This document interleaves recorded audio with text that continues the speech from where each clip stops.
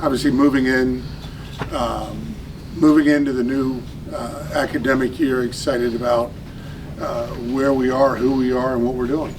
So, questions? I guess just more of a kind of recap of last year. I mean, what was it like to be the AD for all of that success? Well, I mean, it's great, but you're happy for everyone, right? As you go through this, and you talk about 5 ACC championships, a national championship, 2 teams in the Final Four, College World Series, and just the excitement around it, right? And a lot of things that haven't happened in a long time. But you look around and you see the students and the experience they're having and how happy they are, and the coaches and the trainers, and then you look up a little bit and you look into the crowd and you see the fan base and people that haven't experienced an ACC championship, right, in men's basketball, and the opportunity to have not 1 but 2 teams in the Final Four. And those of you that were in Dallas, there was a big cheer. At one point, I think other people in the arena thought we were crazy, but everyone started cheering, as the women beat Texas and go to the Final Four. So it was just a great year for everyone. And as we like to remind people, if you have children that are 10 or younger, all they know is championships. That's a pretty good place to live. This has been a football program that, for the bulk of Dave's time here, has been sort of knocking on the door without kind of crashing through. I think a lot of people view this year as probably the best team that he's had, or one of, but there's also a lot of transition in college football. The cost of admission of playing at the highest level has gone up. What do you view your sort of role, or the administration's role, or the school's role in supporting the football program and kind of getting them to that next level? I don't think it's a lot different than what it has been. You know what I'm saying? I mean, it's going to change July 1, 25. As we go into the new era of college football, but we're in the role of support is what we are, and to make sure that we have a good culture in the athletic department, one of trust, one of accountability with our coaches, and make sure that they know that we are in it with them, right? Not in it against them, but when and where we can help, we're excited for the opportunity to do that. I think you can go specifically to football and the ability for Dave for 5 consecutive years to have the same coaches on the defensive side of the ball.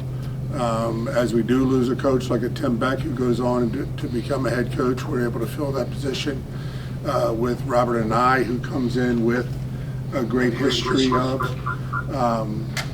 being an offensive coordinator and the ability to move forward. So, it's different. As I remind my 94-year-old mother, it's a lot different than it used to be, right? But there's a lot of things that are different. In our ability to embrace what's different, I think is what's really helped us. Kind of piggybacking on Dave's question from a big picture perspective, there was a report yesterday that Ohio State is considering drastically cutting back the budget for Olympic sports to put more resources into football. As the landscape changes, how much more difficult is it to manage an entire athletic program? Well, I think it continues to change, right? I mean, I think that's an easy way to do it, but we've never been, as a department, afraid of any of that, right? Our goal is to find solutions, right? Everyone uses challenges, we use opportunity, right, as we move forward. I think one of the great things about being here is the depth of our sports, right? In the 22 sports that we have, and being competitive, and it's hard to look at Braden Holloway, who's been so successful with our swimming program, who goes to the Olympics as an assistant coach, and say, well, we're going to try to be good at everything. In the way that we look at it, to be candid, with his, we got to do what's right for NC State, and other people are going to make other decisions that is in the best interest of Ohio State or wherever else it is around the country. We got to do what's in the best interest of NC State. Well, from that standpoint, you will have whatever the number is, 21 million in revenue sharing to be distributed, and you are at a unique place in which baseball matters to fans, basketball matters to fans. Football, of course, is the revenue driver, though. What's it like with your head coaches trying to decide how that pie gets split, and have you gotten any come to any conclusions on that yet? Well, I know we've met with all of our coaches, and we've had really open and honest conversations with our coaches about where we are. And right now, believe it or not, I don't know is an acceptable answer.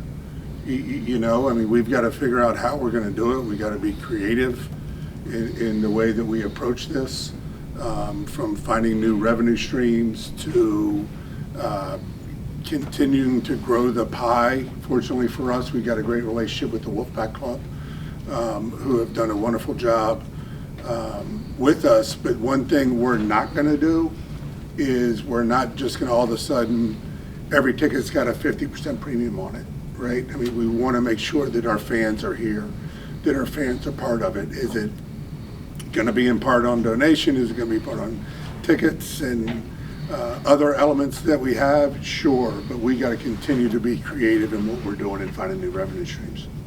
And how many roster spots will you be losing, and how many scholarships might you have to fund?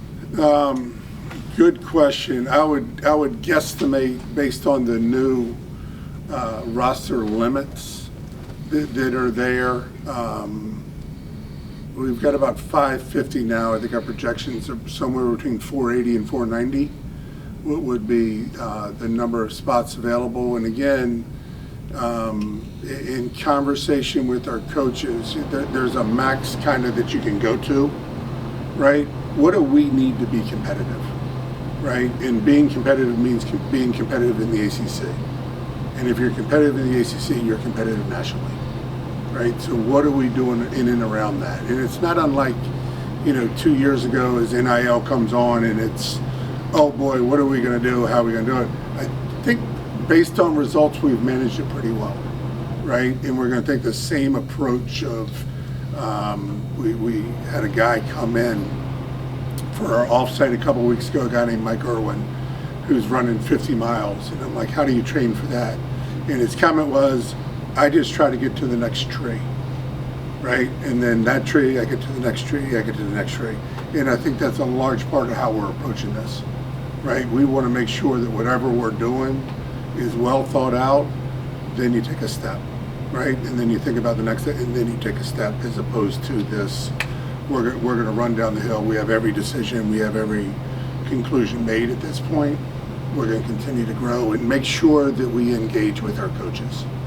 And I think that's really important. Ultimately, they're the ones that are going to be out recruiting young people to come to this great university. We want to make sure that they're a part of everything as we go through this. Starting maybe with the COVID year, how have you kind of guard against donor fatigue? I think it's really important to look at it that way. Once again, we kind of pride ourselves on being transparent. I know that gets overused at times, but I could go backwards and really think about that COVID year is also a year that really allowed us to establish our culture, right? We started off the year with a $22 million deficit. We ended up breaking even that year, and people could see that, hey, we're good stewards of what's going on, of what's happening. And you think backwards to that year specifically, all season tickets had already been sold. We gave our season ticket holders 3 options. Would you turn it into a donation? Would you move it to next year? Or do you want a refund? And about 1% of the people asked for a refund, right? So we have a fan base that is really engaged. We have alumni that are really engaged and take great pride in this university. We're going to continue to communicate with them, to be engaged with them as we continue to move forward.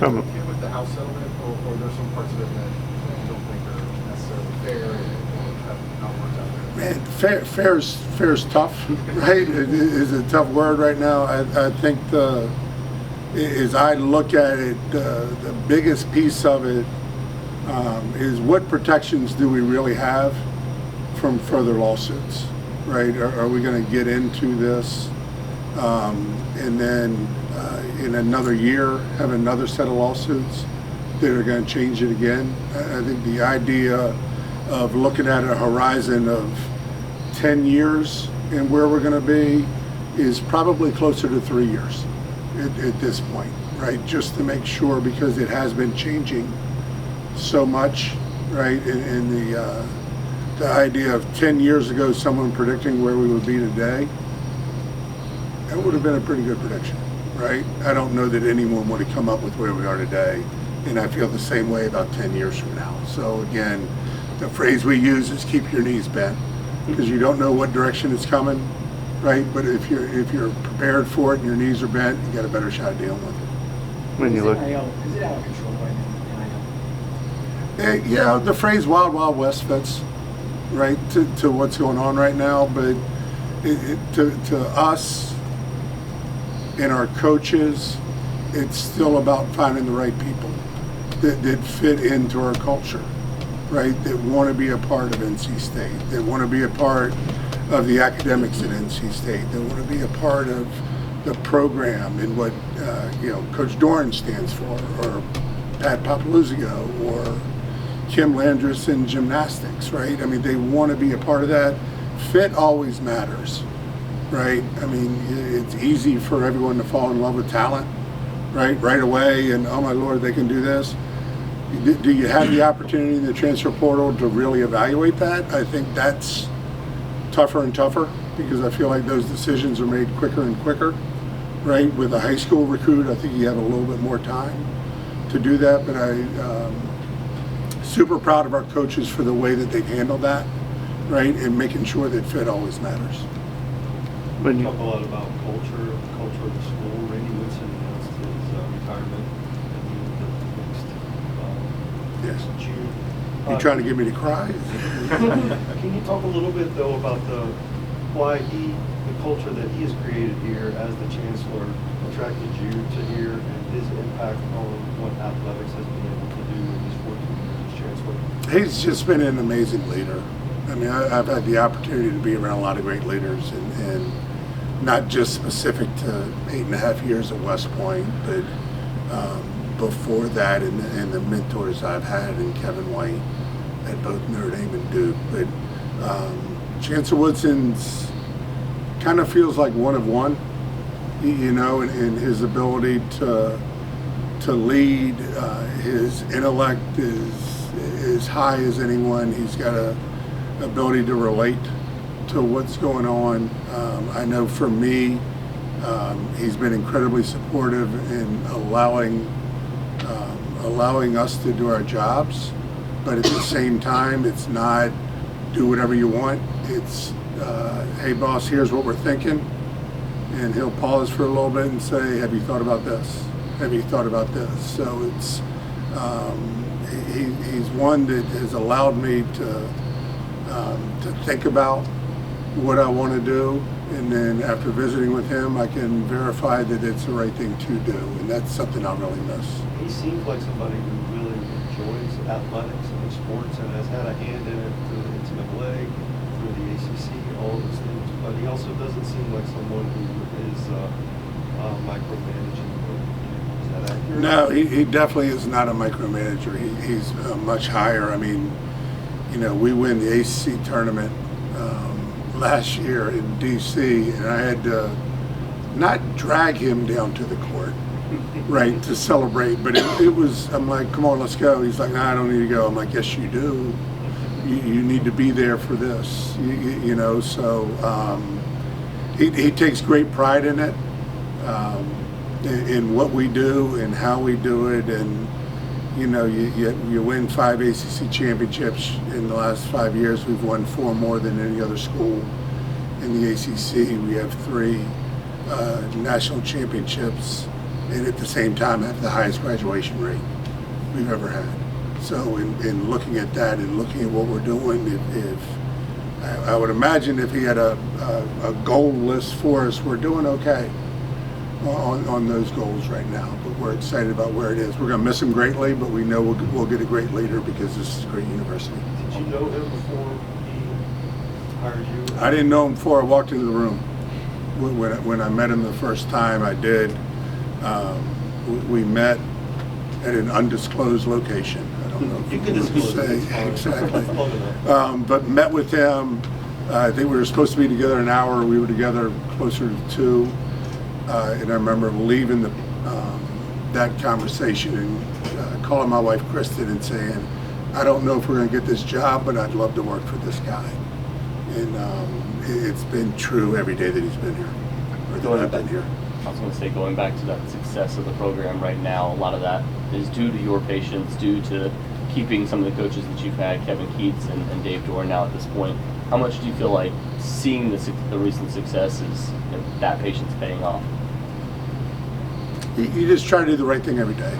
You know what I'm saying? If you believe in the leaders that you have, a lot of times the question is, from our standpoint, is what can we do to help you, right? I mean, what do you need us to do? What can we do, whether it's around staff, whether it's around nutrition, strength and conditioning, whatever it is. My goal is always to make sure that we're asking questions of what it is. Historically, it feels like, looking back, there were times where we were 4 or 5 years, and let's make a change.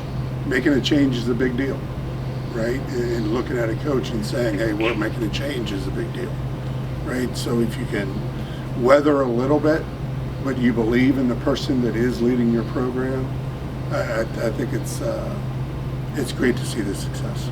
When you reflect back to being on the College Football Playoff Committee and the time management of also being an NC State athletic director, do you look back on that time fondly, or do you now realize, man, how did I pull that off? There's never I pulled that off. It was an honor to be a part of that committee, just as it's an honor to be the AD at NC State. Personally, probably could have done without all the TV stuff.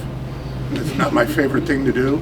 Regardless of who we were picking, that would just, man, you're sitting on a stool, there's a camera right there and no one else. And you're doing this and you're trying to, make eye contact, and you're trying to remember everything that's going on and all those things. But no, it was a real honor to be a part of that. And, it was a lot of time. I used to jokingly say to people, what's the hardest part? I'm like, I don't know, but I get to watch a lot of good football games, right? So, I mean, every week you're watching 10 or 12 football games and making sure that you're up to speed on the other games that are going on, and just spending a lot of time. But it's, there's worse things in the world to spend time on than college football, right? It was a real honor. Sorry. What has the juggling act of trying to arrange travel and things like that, all the logistics, not necessarily for football and basketball, but for wrestling and soccer and volleyball, now that you've got teams in California? Yeah.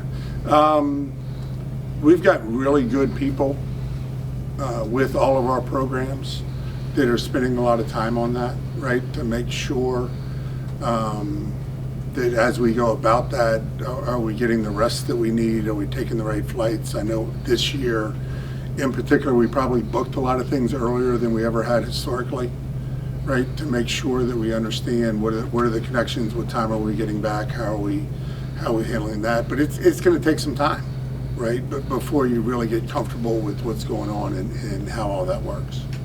We're talking about the playoff committee and doing the TV. I mean, you ended up being sort of the face of a very controversial decision. One, what advice might you give to playoff committee members now who might be going through that in the future? And two, do you wish there was more sort of openness and transparency about the process, so it wasn't just one guy in front of a camera who's got to take the heat for everybody who may have had things to say that you didn't maybe even necessarily agree with inside that room? Well, I mean, the key to being the chair is that you're speaking for 13 people, right? And I don't think people understand that all the time. It's not like the chair has 4 votes and everyone else has 1. I mean, it's 13 people coming to a conclusion. It got a little dicey at the end. I will share that. But at the end of the day, my job as the chair was to represent the committee the best that I could as we went through really the last 2 years with ESPN, and then from ESPN, You go to a radio, as y'all know, right? It's all around the country, and then you have another radio hit after that, and in that side of it, I think Ward Manuel is going to do a great job.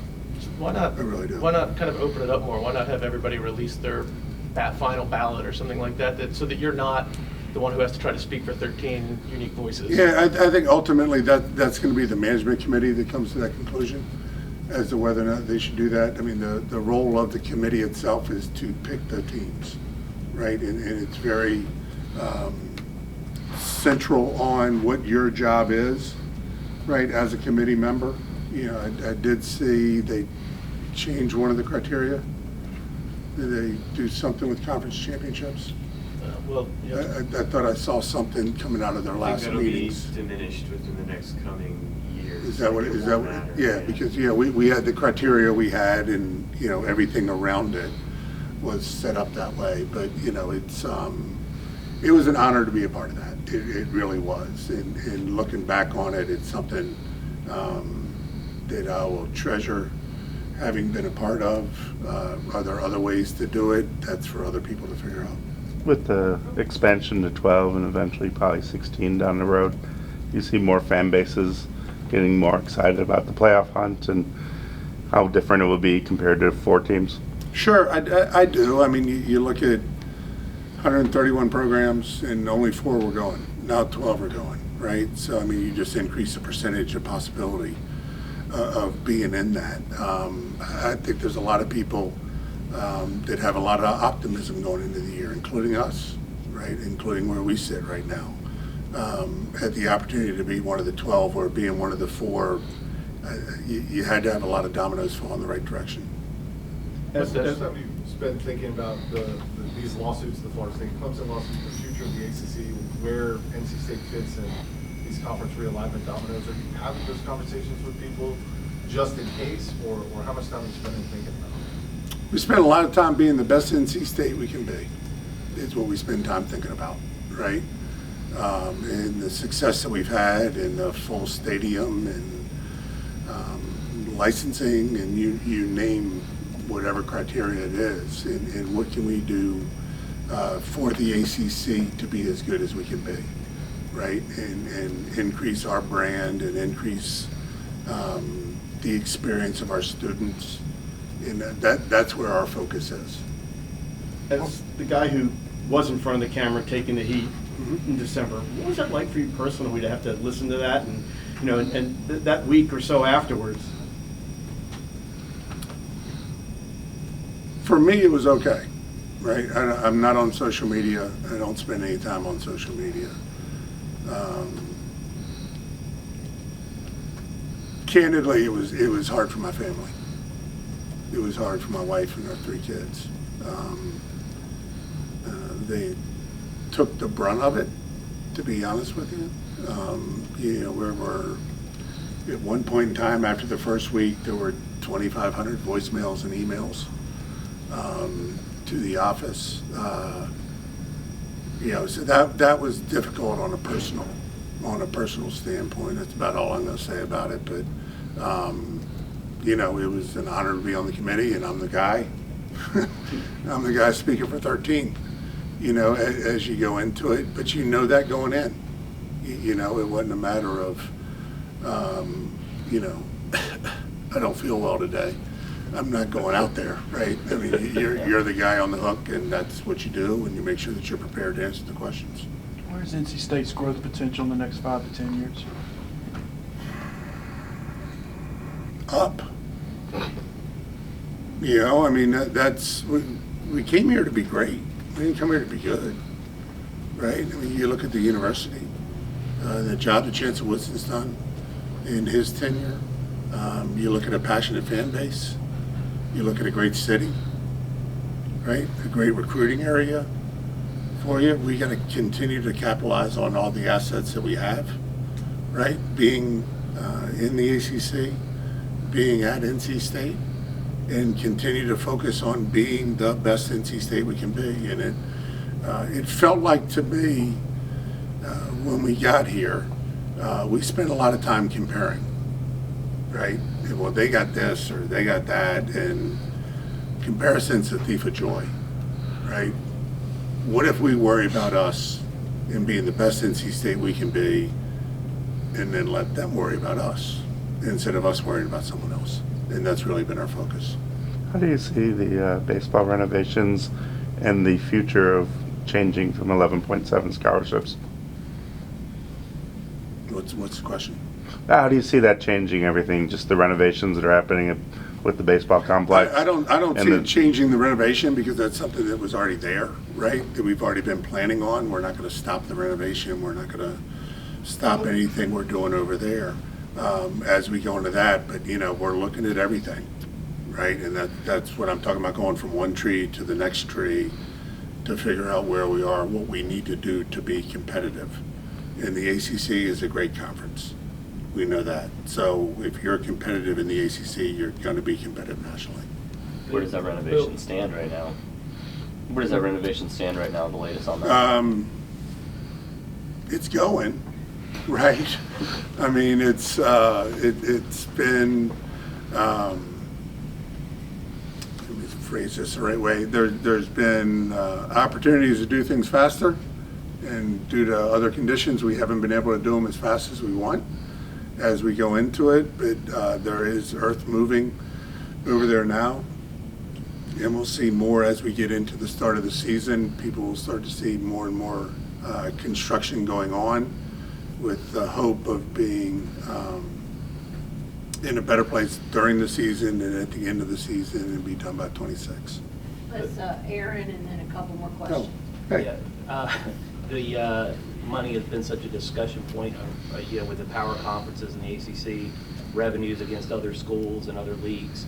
The ACC is launching this success initiative about getting more money with your own success. I mean, as someone that is looking at the numbers and everything else, how much are you excited about something like that? The opportunity that the wins you're doing may actually correlate to a financial bump on top of, everything else you're trying to accomplish. Yeah, I am excited about it, and excited about it from the standpoint of, I think we got really good cultures in our programs, and my father had a pillow that he always had in his office. He said there's a quick and easy answer to every question, and it's usually wrong, right? So the idea being, if you're going to go out and try to do, if we do this one thing, it's going to change everything, is it still in your culture? Right? Are we still building things the right way? Are we growing on the foundation that we have? And I think if we continue to grow on the foundation we have, we'll get better. By being better, you get more incentives, and I think that's what our goal is, certainly. Every year is to get better. Does it change anything in terms of how you evaluate program success or whatever? Like, a lot can go with football, a big run with basketball last year. How does that sort of factor into evaluations about what a program can do, its ceiling? I think the coaches we have can win, right? So if you believe, and this goes back to one of the previous comments, if you believe in the people you have and you're investing in them, and that doesn't mean always them personally, but the people around them, then I think we get to celebrate a little bit more. And with the Success Initiative, we get to celebrate a little bit more from a financial standpoint. Within 10 years, this entire area may look completely different, given what they're talking about doing at PNC. How much influence will NC State have on what happens over there? And then how comfortable are you with the fact that this entire area may look completely different, and whether that's good or bad for you? Well, I think it's going to be change, and change is always difficult, right? Because I think we've have the best parking in college football, right? And people love to talk about other places around the country that have these tailgating zones and these great areas, and I try to be quick to remind people that that's because they don't have any parking, right? So it will change. It's not going to change tomorrow.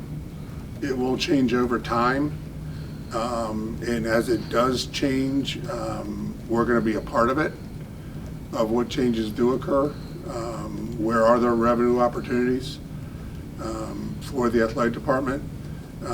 But again, making sure that we're communicating with everyone both internally, whether it's with Gail Force and Brian Fork, who's we've developed a really nice relationship in a short period of time, or with the Centennial Authority, and make sure that NC State is represented in everything that's going on. One more. All right, Rob. I was at the soccer match yesterday. Obviously, that's a new hire, Mark Hubbard. Yeah.